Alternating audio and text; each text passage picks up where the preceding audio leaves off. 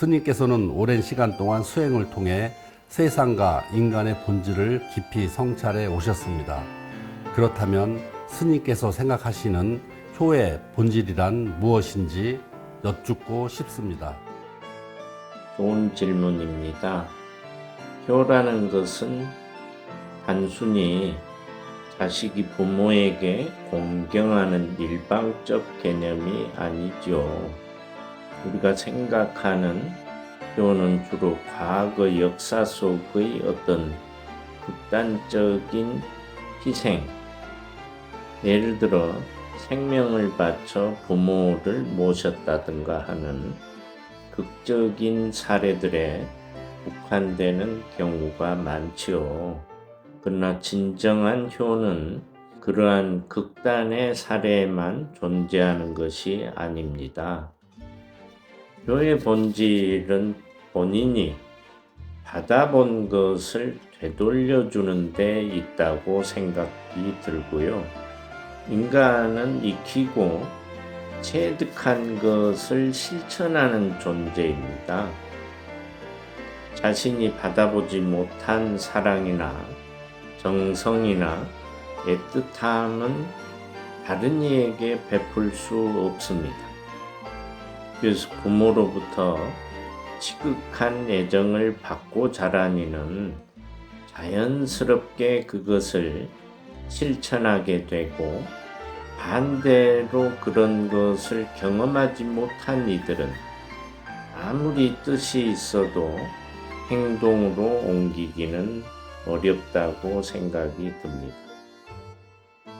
이 점에서 효는 단순한 의무나 도덕이 아니라 기억이고 몸에 밴 습관일 것이며 삶의 태도로 이어져야 된다고 생각하고요. 부모가 자식을 어떻게 대했는지가 자식의 효행을 결정짓는다고 생각하고요.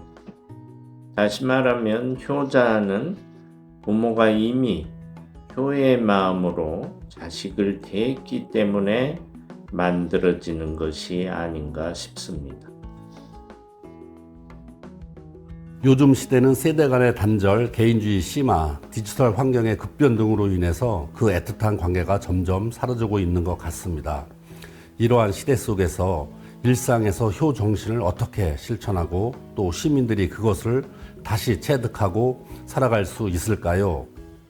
매우 중요한 질문 같습니다. 효는 단지 한 사람의 미덕이 아닌 사회 전체가 따뜻하게 이어져야 되는 구조적 사회로 그것이 핵심 가치여야 된다고 생각하고요.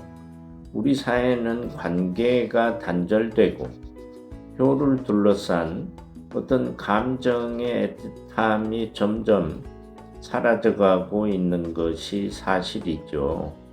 가장 중요한 것은 효는 어떤 상황에서도 끊어지지 않는 관계에서 비롯된다는 점입니다.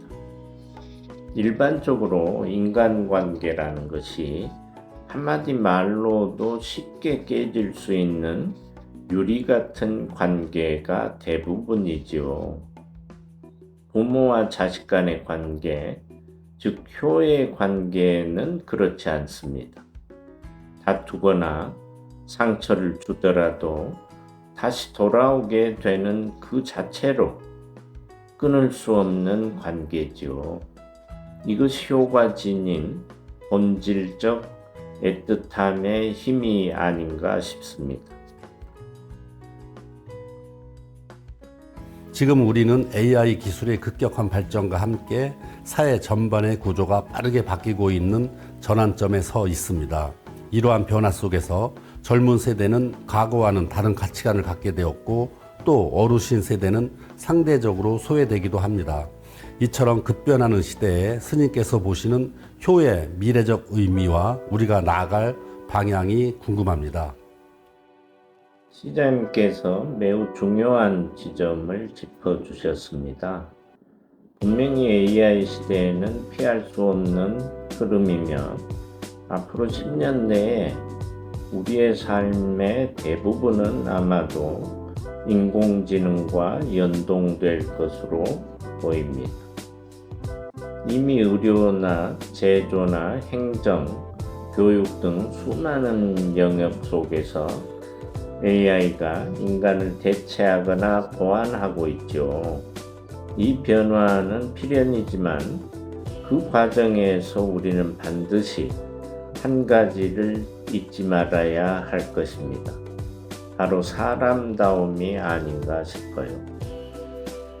AI가 아무리 자기 세계가 특수하고 급속하고 기술의 세계라고 해서 세상을 진정으로 지배하거나 장악하는 데는 문제가 있다는 사실이죠. 그 사실이 뭐냐면 지금 질문의 요지인 효라는 애틋함이 바탕에 우리 삶의 전부 속에 깔려 있어야 된다는 거죠. 그래야 이 세상을 건강하게 살아갈 수 있는 어떤 본질적 개념, 또 인간 존재 존엄의 개념을 거기에서 찾아줘야 된다라는 생각이 듭니다.